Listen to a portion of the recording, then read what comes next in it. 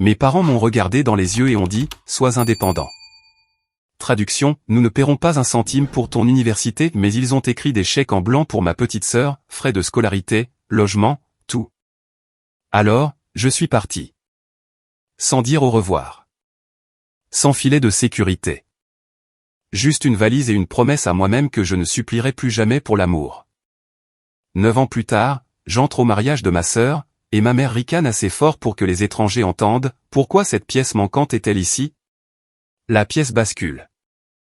Ma sœur sourit comme si elle avait gagné. Et puis son fiancé devient blême et claque, tais-toi. Cette personne est, mon nom est Blaine Vaughn. Je suis sur le point de vous raconter ce qu'il a vu et pourquoi l'image parfaite de ma famille a commencé à se fissurer à cet instant. Avant cela, pouvez-vous dire à l'écoute ou dans les commentaires ou me dire d'où vous regardez? Parfois, savoir que quelqu'un est là rend plus facile de dire les parties qui font encore mal. Si vous avez déjà été l'extra dans votre propre famille, envisagez de vous abonner pour ne pas avoir à le porter seul. Merci. Et maintenant, voici mon histoire. La salle de bal était une mer de lumière douce, de verres qui s'entrechoquent et de rires parfaitement synchronisés. Des sols en marbre aux plafonds ornés d'or, tout dans cet hôtel d'Austin chuchotait le luxe. Je tenais la main de Sarah alors que nous franchissions les portes vitrées, et pendant un instant, j'ai pensé que je pourrais profiter de la soirée pour ce qu'elle était, le grand jour de quelqu'un d'autre, le drame de quelqu'un d'autre. Sarah, ma femme, fut immédiatement emportée par les salutations. La moitié des invités ici étaient liés à son réseau médical, chirurgien, chercheur, administrateur d'hôpital. J'étais juste l'accompagnateur, et je préférais ça. J'offrais des sourires polis, restais tranquillement à ses côtés pendant qu'elle échangeait des câlins et discutait d'essais cliniques que je ne pouvais pas faire semblant de suivre. Je n'ai jamais été le genre de gars qui s'intègre parfaitement dans ce genre de pièce. Je me suis excusé après 10 minutes et me suis dirigé vers les toilettes, espérant prolonger la pause juste assez longtemps pour que le cocktail se transforme en autre chose. Alors que j'entrais dans le couloir, les bruits de la fête s'estompèrent derrière les portes de la salle de bal. Le silence fut un soulagement, mais le calme ne dura pas. Pourquoi cette pièce manquante est-elle ici? 5 mots. C'est tout ce qu'il a fallu. Je me suis arrêté à mi-pas. Mes poumons se sont figés. Je n'avais pas entendu cette voix depuis près d'une décennie, mais mon corps s'en est souvenu avant que mon cerveau ne comprenne. Je me suis tourné lentement. Là, elle se tenait, vêtue de satin prune foncé et de décennies de dédain, ma mère, Patrice Vaughn. À côté d'elle se tenait une jeune femme en robe de mariée, le voile négligemment attaché comme si elle possédait l'air autour d'elle. Je ne pouvais pas encore voir clairement son visage, mais sa posture, l'inclinaison de son menton, m'ont frappé avant que je ne puisse le nier, belle, ma petite sœur. Les mots avaient été assez forts pour que les invités environnants les entendent, et les têtes avaient commencé à tourner. Je les sentais jeter des regards, confus, curieux, faisant semblant de ne pas écouter, mais absolument à l'écoute. Je n'ai pas dit un mot. Mon instinct était inébranlable, ne leur donnez pas d'oxygène. Ne le dignifiez pas. Je me suis retourné vers la salle de bal. Sarah se demanderait où j'étais. Nous pourrions partir. Je n'avais pas besoin de provoquer une scène. Je n'avais pas besoin d'être à nouveau entraîné dans leur théâtre. Mais alors j'ai entendu le claquement sec de talons me poursuivant. Une main s'est serrée sur mon poignet, me serrant trop fort pour être confortable. Tiens-toi tranquille, siffla ma mère. Même les restes devraient savoir qu'il ne faut pas se faufiler dans un événement de grande classe. Je me suis retourné et pour la première fois en 9 ans, j'ai regardé ma mère dans les yeux. Ils étaient plus froids que dans mon souvenir, et juste derrière elle, la mariée s'était rapprochée.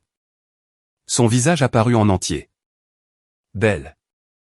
9 ans ont disparu en un clin d'œil, et j'ai réalisé que je ne m'écrasais pas seulement à un mariage. J'étais au milieu de celui de ma sœur. Belle n'a pas perdu une seconde.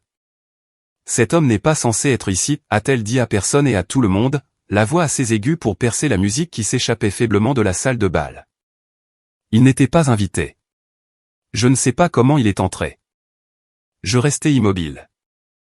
Ma mère hocha la tête comme un juge confirmant une sentence. C'est honteux. Il a toujours trouvé le moyen de gâcher les moments importants. Les invités commencèrent à murmurer, juste assez doucement pour faire semblant de ne pas être impliqués, mais assez fort pour piquer. J'aurais pu expliquer, aurais pu leur dire que mon nom était sur la liste des invités, que Sarah avait l'invitation officielle, que j'étais entré par les mêmes portes que tout le monde. Mais rien de tout cela n'avait d'importance. Pas ici. Pas avec eux. Ils ne m'accusaient pas vraiment. Ils jouaient un rôle. Ils voulaient une réaction. Ils voulaient que je me défende pour qu'ils puissent jouer les victimes, pour qu'ils puissent regarder autour d'eux et dire « Voyez comme il est difficile ». Je n'ai pas mordu à l'hameçon. Au lieu de cela, j'ai laissé mon esprit vagabonder vers la dernière fois que j'ai entendu l'expression « pièce manquante ». J'avais 17 ans, en terminale, assis à la table de la cuisine à Maple Hollow, Ohio. Mon père, le docteur Leonard Vaughn, venait de terminer son discours habituel sur l'héritage, l'image et le devoir familial. J'avais demandé si je pouvais postuler à l'université, juste au collège communautaire, avec un peu d'aide pour les frais de scolarité. Il s'était adossé à sa chaise, avait croisé les bras et avait dit « Tu veux compter pour ça ?»« Non. »« Tu veux l'indépendance, Blaine ? Alors sois indépendant. » Ma mère n'a pas argumenté. Elle a juste siroté son café et marmonné, un rouage cassé dans la machine ne fait qu'entraîner tout vers le bas. Il planifiait déjà l'avenir de Belle, tuteur, achat pour le dortoir, frais de candidature. Je n'étais pas en colère alors, juste vide. Comme si quelqu'un avait éteint les lumières en moi et m'avait dit de continuer à avancer quand même. J'ai trouvé un emploi à temps partiel au magasin de quincaillerie 3 villes plus loin. J'ai commencé à économiser. Il me faisait encore remettre une partie de mon salaire pour la maison. Quand j'ai demandé à déménager, mon père a dit « Tu ne vas nulle part. Tu mourras là-bas. » Je me souviens avoir fait mes bagages en secret. Je me souviens d'avoir tracé mon propre chemin par essai et erreur, de comprendre les contrats de location, de naviguer dans la paperasse, de manger des ramen 5 soirs par semaine. J'ai rempli mes propres impôts avant de pouvoir légalement boire. Il y avait un homme qui m'a aidé, Ross Marlowe, un lointain cousin de mon père, mais un type bien. Il m'a aidé à co-signer mon premier appartement, a dit qu'il avait toujours su que quelque chose n'allait pas dans cette maison. Il n'en a jamais dit plus. Il n'en avait pas besoin. J'ai tout enregistré avant de partir. Non pas par vengeance, mais par survie. Des clips audio, des messages téléphoniques, chaque ligne cruelle qu'il pensait que j'oublierais. J'ai tout gravé sur des disques durs et les ai stockés dans des endroits où ils ne pouvaient pas les atteindre. Je ne m'attendais pas à les utiliser. Je voulais juste savoir que je ne l'avais pas imaginé. Que la douleur avait des preuves. Quand Belle avait besoin d'un endroit calme pour étudier, ils m'ont dit que je faisais du bruit. Ils m'ont demandé de partir, et je l'ai fait. C'était la dernière fois que je voyais l'un d'entre eux jusqu'à maintenant. Je les regardais, Belle. Elle me regardait comme si j'étais une tache qu'elle ne pouvait pas enlever de son grand jour. C'est à ce moment-là que quelqu'un d'autre est entré dans le couloir. Un homme en costume gris anthracite sur mesure, l'expression tendue et fatiguée. Belle s'est illuminée dès qu'elle l'a vu. « Te voilà, dit-elle, lui passant son bras. Ce type est entré d'une manière ou d'une autre. Peux-tu appeler la sécurité ?» Ses yeux se posèrent sur moi. Et quelque chose changea. Sa mâchoire se crispa, ses épaules se raidirent. Il ressemblait à un homme qui venait de tomber dans une pièce pleine de mines terrestres. C'est alors que j'ai su que ce n'était pas n'importe quel étranger. C'était son fiancé. Et il ne me regardait pas comme si je n'avais pas ma place. Il me regardait comme s'il reconnaissait exactement qui j'étais et ne savait pas quoi faire avec ça. Everett me regarda, puis Belle, puis Patrice et Léonard, et de nouveau moi. Sa mâchoire bougea légèrement comme s'il mâchait une pensée. Il fit un pas en avant, baissant la voix juste assez pour qu'elle porte, mais pas assez pour en faire une scène. « Qu'est-ce qui se passe ici ?» Belle sauta comme une concurrente de jeux télévisés, buvant trop tôt. Il n'était pas invité. Il est juste apparu de nulle part. Tu sais qui il est, n'est-ce pas? Mon frère, ou techniquement mon demi-frère, selon à quel point tu crois en l'ADN. Elle rit seule de sa blague. Ma mère croisa les bras, hochant la tête sagement. Nous ne voulions pas gâcher votre journée avec tout cela. Il a l'habitude de tout perturber. Belle ne l'a pas vu depuis près d'une décennie pour une raison. Les yeux d'Everett se rétrécirent. Mon père parla enfin, d'une voix égale et théâtrale. Belle inclina la tête vers Everett comme si elle essayait de porter le coup fatal. Il est jaloux. Il l'a toujours été. C'est pourquoi il est ici maintenant, essayant de semer la discorde. Je restais les deux mains dans les poches, le corps immobile, la voix posée. Je ne suis pas là pour le drame. Ma femme a été invitée. Je suis venu avec elle. C'est tout. Patrice renifla. Sa femme, si vous pouvez le croire, est une Caldwell. C'est la seule raison pour laquelle il est entré ici du tout. Manifestement marié à l'argent. Everett cligna des yeux. Le nom atterrit comme un hameçon. Mon regard resta fixé sur lui. Je pouvais voir l'éclair de reconnaissance commencer à éclore. Il remontait le fil, additionnant des choses qu'il n'avait pas réalisé être liées. J'aimerais retourner à l'intérieur, dis-je, calme mais ferme. Ce n'est ni le moment ni l'endroit pour cela. Vous êtes sur le point de vous marier. Ne transformons pas votre mariage en tribunal. Mais Belle n'avait pas terminé. Tu ne vas pas le jeter dehors, s'écria-t-elle, tirant le bras d'Everett. Il nous embarrasse devant tout le monde. C'est là que ça m'a frappé. J'avais déjà vu Everett, quelques semaines auparavant dans un couloir éclairé au néon au centre médical St. Joseph. J'étais assis avec mon fils, Milo, qui brûlait de fièvre et vomissait après une réaction allergique que nous n'avions pas anticipée. Sarah était en chirurgie de l'autre côté de la ville, injoignable. C'est moi qui avais emmené Milo en urgence. Le médecin traitant avait été un homme grand avec un ton sec et des yeux vifs, le genre de médecin qui parle plus au dossier qu'aux parents. Il avait recommandé un traitement de stéroïdes à forte dose, immédiatement agressif compte tenu de la taille et des symptômes de Milo. J'avais objecté. Je me suis souvenu de l'irritation sur le visage du médecin quand j'avais demandé des alternatives. Il les avait données à contre-cœur. Cette voix, ce visage. C'était Everett. Il me reconnaissait maintenant. Je pouvais le voir à la tension autour de sa bouche et à la façon dont ses doigts se contractaient sur les côtés. Il ne me regardait plus comme un invité indésirable. Il me regardait comme une menace. Sarah apparut à mes côtés, se glissant alors à travers la foule comme si elle savait exactement où je serais. Sa main se glissa dans la mienne sans hésitation. Calme, posée. C'était sa façon de faire. « Tout va bien ?» demanda-t-elle. Everett pâlit. Belle intervint, inconsciente du changement d'énergie. Finalement, dit-elle, les yeux roulant vers Sarah. Pourriez-vous s'il vous plaît dire à votre mari qu'il n'est pas censé être ici? Everett se tourna vers elle et quelque chose se brisa dans sa voix quand il dit, « Tais-toi. » Cette personne est Blaine Vaughn. Everett finit plus fort maintenant. L'air s'épaissit. Les conversations autour de nous se calmèrent. Les gens près de la table d'enregistrement se tournèrent pour regarder. L'une des organisatrices de mariage s'approcha, faisant semblant d'ajuster l'arrangement floral, mais cherchant clairement à évaluer si une scène était sur le point de se dérouler.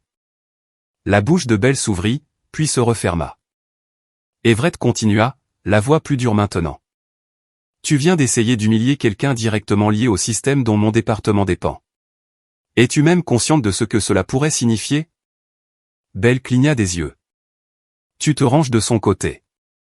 Je ne me range du côté de personne, dit-il sèchement. Je dis que tu dois arrêter de faire de cela une affaire personnelle quand tu ne sais pas ce que tu fais. Je pris une inspiration. C'était mon tour d'agir maintenant, mais je ne voulais pas le faire comme il s'y attendait. Je n'étais pas là pour renverser les tables. Je n'étais pas là pour me venger. Je suis venu ici en tant qu'invité, dis-je. Pas un fantôme, pas une histoire que vous racontez pour vous faire paraître meilleur. Je suis venu avec ma femme.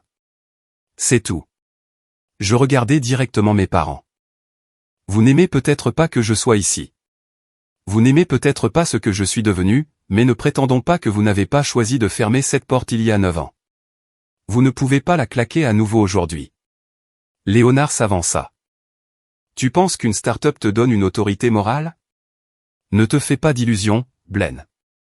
Tu as choisi la voie facile. Tu t'es marié à une femme riche et tu profites de sa notoriété. Sarah ne tressaillit pas. C'est intéressant, dit-elle légèrement. Parce que quand Blaine et moi nous sommes rencontrés, il remboursait déjà son 2e diplôme tout en travaillant à plein temps. Je ne connaissais même pas son nom de famille pendant les 3 premiers mois. La confiance dans sa voix n'était pas froide. Elle était posée, professionnelle. La façon dont elle parlait au conseil d'administration des hôpitaux pour leur rappeler qui détenait le pouvoir de veto. Il n'écrit rien, ajouta-t-elle. Il a bâti à partir de rien ce que la plupart des gens héritent. Il y avait quelques hochements de tête autour de nous maintenant, des hochements silencieux. Le genre qui dit « je regarde et je te vois ». Everett changea à nouveau de position. Son costume semblait plus serré maintenant, comme s'il commençait à l'étouffer. Il s'éclaircit la gorge. « Tu as dit que tu étais venu avec Sarah, me dit-il. »« Nous travaillons ensemble d'une certaine manière, répondis-je. Nous co-gérons la branche technologique de notre fondation. Ardent System travaille avec Caldwell sur l'analyse prédictive. Nous conseillons également sur la restructuration de la conformité, en particulier en ce qui concerne les protocoles de facturation. » Je ne le regardais pas directement en disant cette dernière partie, mais je vis sa mâchoire se crisper. Ce n'était pas seulement de l'inconfort. C'était de la peur. Vous savez, nous avons eu des inquiétudes concernant certains schémas de prescription, dis-je. Les équipes d'examen ont signalé quelques cas pour un audit interne. Rien de public pour l'instant. Belle ouvrit la bouche, probablement pour intervenir, mais Sarah fut plus rapide. Il n'y a pas besoin de transformer cela en quelque chose de plus grand, dit-elle. Nous sommes ici pour célébrer, pas pour intensifier. Mais nous avons des limites, et je ne pense pas que mon mari mérite d'être appelé manquant au mariage de sa propre sœur. La pièce n'a pas explosé. Elle s'est dégonflée comme un ballon percé par une fine épingle. L'énergie a changé, mais personne ne voulait être le premier à le dire à voix haute. Et puis Everett a dit quelque chose qui a fait raidir ma colonne vertébrale. Milo va bien, n'est-ce pas? Il a essayé de le dire doucement, mais pas assez doucement. Ma tête s'est tournée vers lui. Il connaissait le nom de mon fils, il s'en souvenait. Mon silence était une confirmation. J'étais en rotation ce jour-là, a-t-il ajouté rapidement. Les urgences étaient surchargées. Je n'ai pas. Tu ne m'as pas reconnu, dis-je. Ou tu l'as fait, mais tu n'as pas voulu demander. Il a dégluti. J'ai recommandé le protocole standard. Tu as recommandé un traitement agressif pour un enfant de 6 ans avec une réaction bénigne, dis-je d'un ton égal, et tu n'as pas demandé s'il avait des antécédents médicaux. Le silence était plus froid maintenant. Autour de nous, le poids de trop de vérité tacite commençait à peser. Sarah me toucha légèrement le bras. Nous pouvons partir, murmura-t-elle. Non, dis-je. La voix de Belle brisa le silence. Tu tords tout, claqua-t-elle. Tu fais toujours ça, tu te rends victime. Tu veux gâcher mon mariage, pourquoi? Pour attirer l'attention? Je ne répondis pas. Alors, elle se tourna vers les invités, sa voix s'élevant. Il est comme ça depuis que nous sommes enfants. Toujours instable. Notre famille a essayé. Nous avons essayé de l'aider, mais certaines personnes ne peuvent tout simplement pas être aidées. La phrase tomba comme une fusée éclairante. Instable. Aider. Il plantait une histoire. Je la vis se former même pendant qu'elle parlait. Le frère tourmenté, le fils longtemps absent, l'élément imprévisible qui ruine toujours tout. Elle voulait qu'Everett la soutienne, qu'il me qualifie d'inapte, qu'il valide sa version devant des témoins. Et s'il faisait cela, je devrais soit révéler ce que j'avais, soit m'éloigner en ayant l'air exactement de ce qu'il voulait que je sois, dérangé, dangereux, l'enfant à problème de retour pour incendier la maison. Ils ne savaient pas ce que j'avais apporté avec moi, mais je savais maintenant qu'ils allaient le découvrir. Il y eut une fraction de seconde où je pensais qu'elle pourrait s'arrêter. La main de Belle planait, tremblant à quelques centimètres du téléphone d'Everett. Sa respiration était devenue saccadée, le mascara menaçant de couler sur son visage soigneusement maquillé. Mais sa fierté s'enflamma plus brillamment que sa raison, et d'un geste sec, elle arracha le téléphone des mains d'Everett. Non, dit Everett, la voix basse mais urgente. Pourquoi me fais-tu ça, claqua-t-elle, la voix brisée. Tu es censé être de mon côté. Je le suis, répondit Everett, mais cela ressemblait plus à une supplication qu'à une défense. Mais je ne peux pas ignorer ce qui est juste devant moi. S'il y a un mensonge, je dois le savoir. Fais-moi juste confiance, dit Belle, serrant le téléphone plus fort. C'est là que j'ai su qu'elle perdait le contrôle. J'ai regardé en silence, laissant le poids du moment s'installer sur toutes les personnes présentes. La foule s'était épaissie.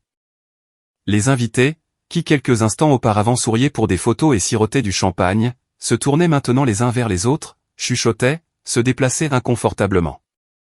Même la photographe avait baissé son appareil photo. Belle regarda autour d'elle et vit l'attention s'accumuler comme des nuages d'orage. « Tu es en train de tout ruiner, dit-elle, mais je n'étais plus sûre à qui elle s'adressait, moi, Everett, ou elle-même. Belle, dit Everett, plus lentement maintenant, avec précaution. Réponds juste à la question. Où es-tu allé à l'école? Dans quel programme étais-tu? Qui était ton conseiller? Il n'y avait pas d'issue. Il lui avait donné un moyen de clarifier les choses publiquement, simplement, et tout ce qu'elle avait à faire était de dire la vérité. Je ne dois de spectacle à personne ici, claqua-t-elle, ses yeux dardant vers nos parents comme s'ils allaient la secourir. C'est mon mariage, pas un procès. Elle essaya de lui sourire, mais ça sortit tordue. Je t'ai tout dit avant. Pourquoi doutes-tu de moi maintenant? Tu m'as raconté une histoire, dit Everett. Mais en ce moment, on dirait que ce n'était que ça. Ce fut mon moment. Je ne suis pas là pour gâcher votre journée, dis-je calmement. Mais si vous allez traîner mon nom dans la boue devant des étrangers, alors peut-être devrions-nous parler de la vérité. De toute la vérité. Everett se tourna vers moi, les yeux perçants. Quelle vérité? Je jetai un coup d'œil à mes parents. La mâchoire de ma mère était si serrée que son cou tremblait. Les mains de mon père étaient derrière son dos comme s'il était à une réunion de conseil d'administration. Aucun ne dit un mot. Il y a quelqu'un qui s'appelle Ross Marlowe, dis-je lentement. Cousin éloigné. Il m'a aidé quand je n'avais personne. Après mon départ de Maple Hollow, il a gardé le contact. Il m'a dit certaines choses sur ce que les gens disaient en ville, sur la clinique, sur ce à quoi ressemblaient et ne ressemblaient pas les relevés de notes de Belle. La bouche de mon père tressaillit. Ross s'est trompé, ma mère intervint rapidement. Peut-être, dis-je, en la regardant dans les yeux, mais Ross était le genre d'homme qui ne disait rien dont il n'était pas sûr. Everett fronça les sourcils. Quel genre de choses? Je maintins son regard. Des choses sur Belle qui a pris une année sabbatique qu'elle n'a jamais mentionnée, sur elle qui a abandonné des cours qu'elle n'a jamais rattrapés, sur la façon dont votre fiancé pourrait avoir quelques interprétations créatives de son parcours universitaire. Belle tourna la tête vers moi. Tu es dégoûtant, siffla-t-elle. Tu ruinerais le mariage de ta propre sœur juste pour te sentir supérieur une fois dans ta vie. Je n'ai pas abordé ce sujet, dis-je calmement. Tu l'as fait. Tu m'as traîné là-dedans, Belle. Tu l'as rendu public. Everett expira par le nez et sortit à nouveau son téléphone. Il y a un professeur que je connais aux admissions. Je vais l'appeler. Il devrait pouvoir confirmer certaines de ces choses. Ma mère s'avança comme si une mèche venait d'être allumée. Non, dit-elle. Everett, chérie, tout cela est inutile. Rentrons à l'intérieur. Oublions tout ce drame. Tu n'as pas besoin d'eux. J'ai besoin de, coupa Everett, parce que je n'épouse pas des gens que je ne connais pas réellement. Il porta le téléphone à son oreille. Les yeux de Belle s'écarquillèrent, puis se rétrécirent, et avant que quiconque ne puisse réagir, elle tendit la main et arracha le téléphone de sa main. Ce fut si rapide, personne n'eut le temps de l'arrêter. Everett se jeta dessus.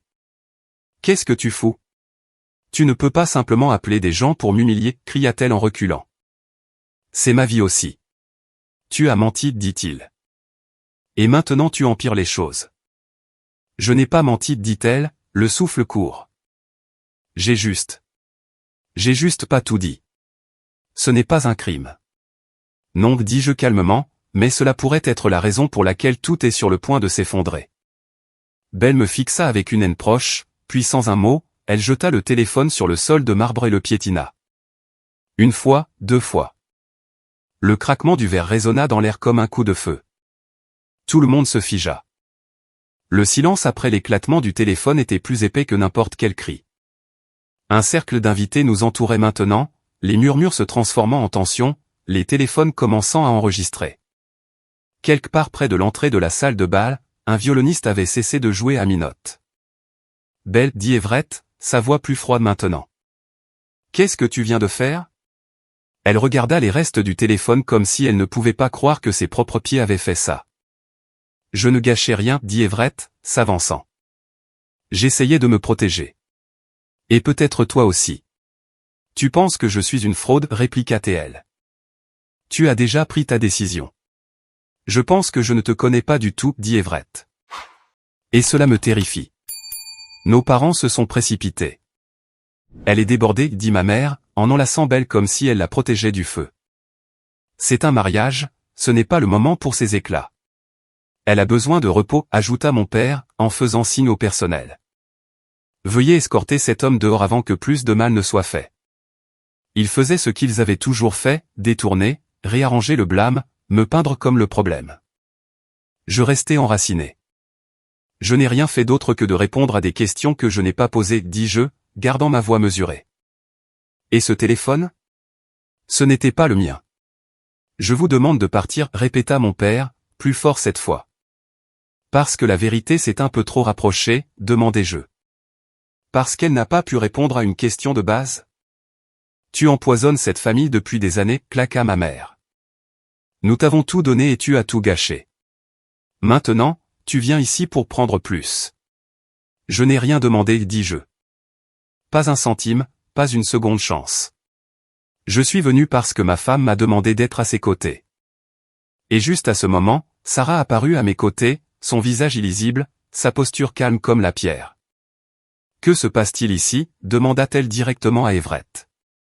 Il ouvrit la bouche, mais ce qui en sortit ne concernait pas Belle. Je ne peux pas lui faire confiance, dit Everett, me désignant du doigt. Il n'est pas qui il prétend être. Je l'ai déjà vu. Ma mâchoire se tendit. Sarah plissa les yeux. Où? À l'hôpital, dit Everett. Il est venu avec son enfant, Milo. Je me souviens. Il y a eu un désaccord sur le traitement. Vous l'avez diagnostiqué sans examiner toutes les analyses, dis-je, une pointe de glace dans mon ton. Vous avez refusé les protocoles standards, répondit Everett, l'air défensif. J'ai remis en question une décision qui aurait pu causer des dommages irréversibles, dis-je. Il y a une différence. Maintenant, tout le monde écoutait encore plus attentivement. Tu ne devrais pas être ici, dit Everett. Tu es une responsabilité. C'est fort de café, dis-je, venant de quelqu'un avec 3 plaintes en attente au service de facturation. Everett tressaillit. Quoi? Demanda ma mère, ses yeux allant de l'un à l'autre. Je n'ai rien dit avant, ajoutai-je, parce que je ne voulais pas être celui qui transforme une fête de famille en scandale. Mais si nous parlons de responsabilité, peut-être devriez-vous vérifier auprès du bureau de conformité de Caldwell. Ils ont eu quelques préoccupations concernant la surfacturation dans certains départements. Des noms pourraient vous sembler familiers. Cela tomba comme une brique. L'organisatrice de mariage apparut soudain, flanquée de 2 membres du personnel de l'hôtel. Je suis désolée, dit-elle doucement mais fermement. Nous devons demander à toutes les parties de retourner dans la salle de bal ou de sortir. Cela commence à déranger les autres invités. Everett regarda Belle, puis moi. Tu as fait ça, dit-il, la voix basse. Non, dis-je. Vous tous l'avez fait. J'ai juste cessé de faire semblant de ne pas le remarquer. Sarah se tourna vers moi. Nous devrions partir. Oui, dis-je, nous devrions. Mes parents essayaient toujours de sauver quelque chose, parlant à voix basse à l'organisatrice, essayant de contrôler l'image. Je m'approchai suffisamment pour qu'ils entendent une dernière chose avant que je ne parte. Si vous continuez à traîner mon nom dans la boue, je ne me contenterai pas de me défendre. Je protégerai ma famille. Et j'ai plus qu'assez de vérité pour le faire. Je n'ai pas mentionné les enregistrements. Je n'ai pas mentionné les fichiers stockés en toute sécurité sur 3 disques distincts. Mais le regard sur le visage de mon père disait qu'il se souvenait, qu'il savait. Alors que nous nous éloignions, le téléphone de Sarah vibra dans sa main. Elle jeta un coup d'œil à l'écran, puis me le montra. C'était un message de Caldwell Compliance. Le nom d'Everett Shaw était de nouveau apparu. Il rouvrait une enquête. Je ne souris pas, mais je savais que ce n'était pas fini. Cela ne faisait que commencer. Au moment où nous avons atteint la voiture, l'air à l'extérieur de l'hôtel semblait presque trop pur, trop calme, comme le moment après qu'un feu d'artifice a explosé et que vos oreilles sonnent encore. J'aurais dû ressentir un soulagement en m'éloignant de tout cela. Au lieu de cela, ma poitrine bourdonnait d'une tension dont je n'avais même pas réalisé que je l'avais portée. Mes mains étaient toujours serrées. Sarah se glissa sur le siège conducteur, son visage illisible, son téléphone déjà en train de vibrer. Je m'assis à côté d'elle, expirant lentement. Aucun de nous ne parla un instant. Puis son écran s'éclaira à nouveau. Conformité, dit-elle doucement. Caldwell Else, répondit-elle. J'écoutais. Ils ne perdirent pas de temps. La voix à l'autre bout confirma ce que nous soupçonnions déjà tous les deux, Everett Shaw faisait l'objet d'un examen préliminaire pour un schéma de surfacturation et de recommandations diagnostiques douteuses. Le comportement de ce soir pourrait accélérer les procédures formelles. Ils demandèrent une déclaration. Je leur donnai tout. J'avais des faits précis, sans dramaturgie. En ce qui concerne Milo, je choisissais chaque mot comme un scalpel. Il a insisté pour un traitement impatient. Cela semblait excessif, dis-je. Nous avons obtenu un deuxième avis. Ce n'était pas nécessaire. La voix me remercia, promit la discrétion, promit un suivi. Quand l'appel a pris fin, j'ai pensé que c'était tout. Mais l'écran de Sarah s'est à nouveau illuminé. Cette fois, c'était un message de quelqu'un de son département. Everett avait essayé de donner une nouvelle version des événements. Selon sa version, j'étais un fils amer et séparé qui a gâché un mariage et fait une scène. J'ai regardé par le pare-brise. C'était ça, le pivot. Je pouvais soit laisser cette version prendre racine, soit agir. Je ne veux pas de vengeance, ai-je dit à voix haute. Je veux une protection. Sarah n'a pas eu besoin de demander ce que je voulais dire. J'ai sorti mon téléphone, ouvert un dossier que je n'avais pas touché depuis des années, des fichiers audio, horodatés, étiquetés. Je ne les ai pas tous envoyés, juste deux, juste assez. Un extrait de ma mère se moquant de l'idée de soutenir mes études universitaires. Un autre, mon père disant que je n'étais bon qu'à rapporter de l'argent de mon travail à temps partiel. Je les ai directement transmis au responsable juridique de Caldwell, avec une courte note de contexte concernant la dynamique familiale à laquelle le docteur Shaw faisait référence. J'ai appuyé sur envoyer. C'était net, contrôlé. Puis un autre son. Ross. Je n'avais pas eu de ses nouvelles depuis des mois. Il n'a envoyé qu'une seule ligne, tu devrais savoir que Belle a craqué. Ses beaux-parents vérifient tout. Le mariage a été annulé. Bien sûr, c'était le cas. Une maison construite sur des diplômes bidons et des légendes Instagram soigneusement sélectionnées n'allait pas résister à un examen minutieux. Une minute plus tard, un autre message arriva. Cette fois, d'un numéro que je ne reconnaissais pas. Tes parents contactent l'hôpital en disant qu'ils ont besoin de te parler. Quelque chose à propos d'une urgence familiale. J'ai ri d'un rire sec. Urgence? Non. C'était eux qui perdaient le contrôle du récit. Sarah jeta un coup d'œil. Ça va? Oui, dis-je. Je comprends enfin ce qu'ils veulent dire par autodestruction. Nous avons roulé en silence après cela. Mais c'était le genre de silence qui ne fait pas mal. C'était de la clarté. Chaque action avait été délibérée, mesurée, et maintenant je n'attendais plus le prochain coup. J'avais choisi mon terrain. De retour à l'hôtel, j'ai fait mes bagages lentement. Chaque pli d'une chemise, chaque fermeture éclair me semblait clore un chapitre. Cette nuit-là, bien après que Sarah et Milo se soient endormis, j'ai regardé le plafond, attendant la culpabilité. Elle n'est pas venue. Je ne me sentais pas comme le méchant. Je me sentais comme un père, comme un mari, comme quelqu'un qui avait enfin cessé de laisser le passé écrire son avenir. Le siège social de Caldwell Else en Californie du Nord ressemblait à ce que mes parents ont toujours voulu que je craigne, du verre, de l'acier, des systèmes qu'ils ne pouvaient pas manipuler. Pas de faveur de petite ville. Pas de cousins connus, juste le protocole.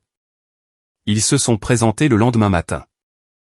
La sécurité m'a informé qu'ils étaient dans le hall, prétendant avoir un accès d'urgence pour voir leur fils.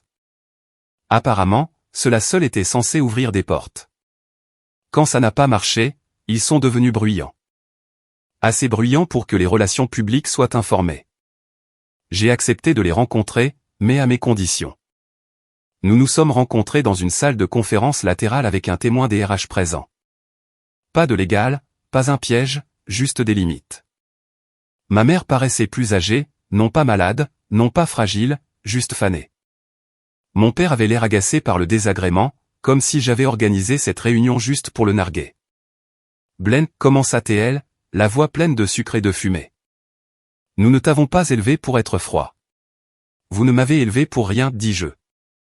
Vous m'avez appris à disparaître. Ils clignèrent des yeux. Nous vous avons tout donné, claqua mon père. Sauf la confiance. Sauf l'espace. Sauf la même chance que vous avez donnée à Belle. Elle en avait besoin et moi pas. Silence. J'ai sorti une enveloppe scellée.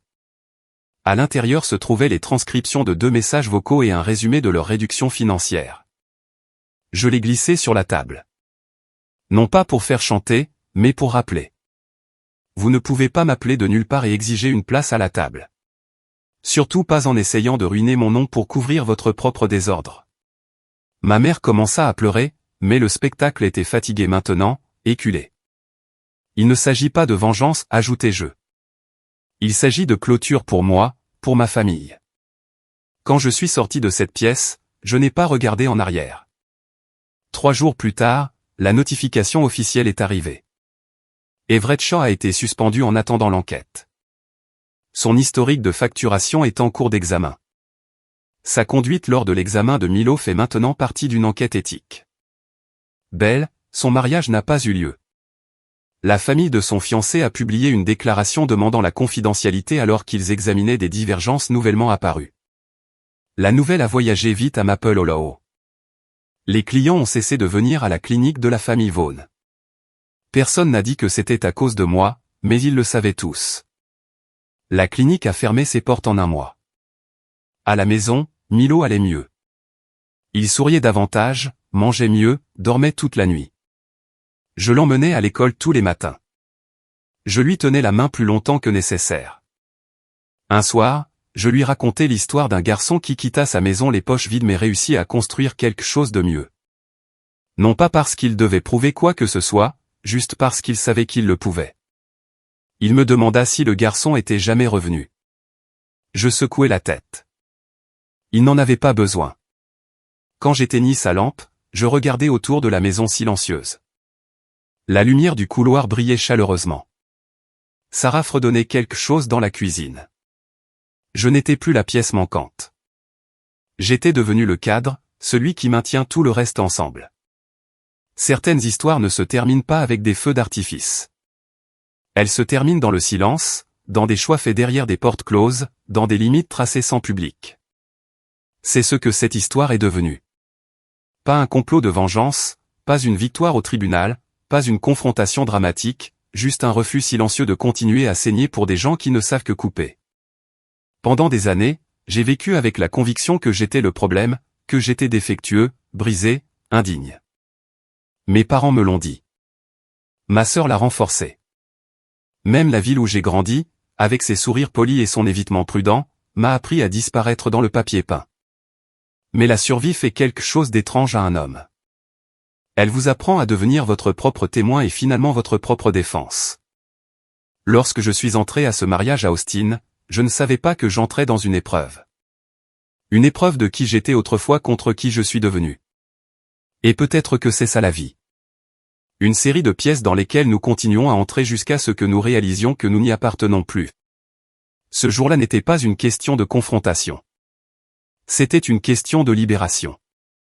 Non pas d'eux, mais des mensonges qu'ils ont plantés en moi. Je ne crois pas aux fins parfaites. Je crois à la paix gagnée.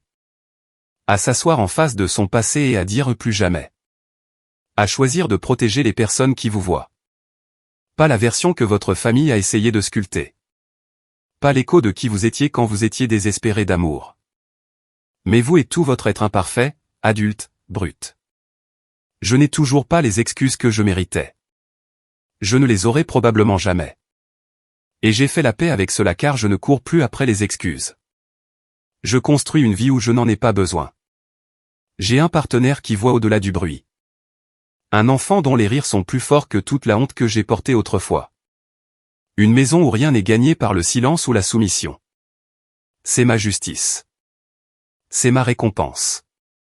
Et à tous ceux qui, un jour, se sont entendus dire qu'ils étaient la pièce manquante, laissez-moi vous dire ceci, vous n'avez jamais manqué. Vous étiez mal placé, mal compris, mais pas manquant. Vous attendiez juste de retrouver le chemin de vous-même. Si cette histoire a remué quelque chose en vous, si elle vous a rappelé une version de vous-même que vous avez enfouie ou un combat que vous étiez trop épuisé pour mener, alors j'espère que vous resterez. Il y a d'autres histoires comme celle-ci, d'autres vérités à déballer, d'autres chemins à retrouver. Alors, si vous voulez parcourir ce voyage avec moi, si vous voulez continuer à soulever les couches et à trouver le genre d'honnêteté qui n'a pas besoin de crier pour être entendu, abonnez-vous, suivez. Il y a plus à venir. Et je promets que quelle que soit l'histoire que nous explorerons ensuite, nous la raconterons comme elle mérite d'être racontée. Votre vérité n'est pas trop forte. Votre douleur n'est pas trop intense. Et vous n'êtes pas seul. Continuons. Abonnez-vous maintenant. Et si vous lisez toujours ceci, toujours avec moi après toutes ces pages, toutes ces blessures mises à nu et ces vérités révélées, alors peut-être vous reconnaissez-vous aussi ici. Peut-être avez-vous été l'étranger à votre propre table familiale. Peut-être avez-vous porté le poids d'une enfance qui ne vous a jamais laissé respirer. Peut-être avez-vous dû repartir de zéro, non pas une fois, mais encore et encore parce que les gens qui auraient dû vous aimer ne savaient que réécrire l'histoire en se posant en victime. Je vous vois. Et j'espère plus que tout que cette histoire vous a rappelé une chose, vous ne devez à personne votre silence simplement parce qu'ils se disent votre famille. Vous n'avez pas à continuer à faire preuve de loyauté envers des personnes qui ne l'ont jamais mérité. Vous avez le droit de tracer une ligne. Vous avez le droit de dire ça suffit. Vous avez le droit de choisir votre propre paix, vos propres gens, votre propre chemin. Ce n'est pas seulement une histoire sur une famille brisée. C'est une histoire sur la reconquête de la voix, de la mémoire et de la dignité. Sur le fait de ne plus se rétrécir pour s'adapter au récit que quelqu'un d'autre a écrit pour vous.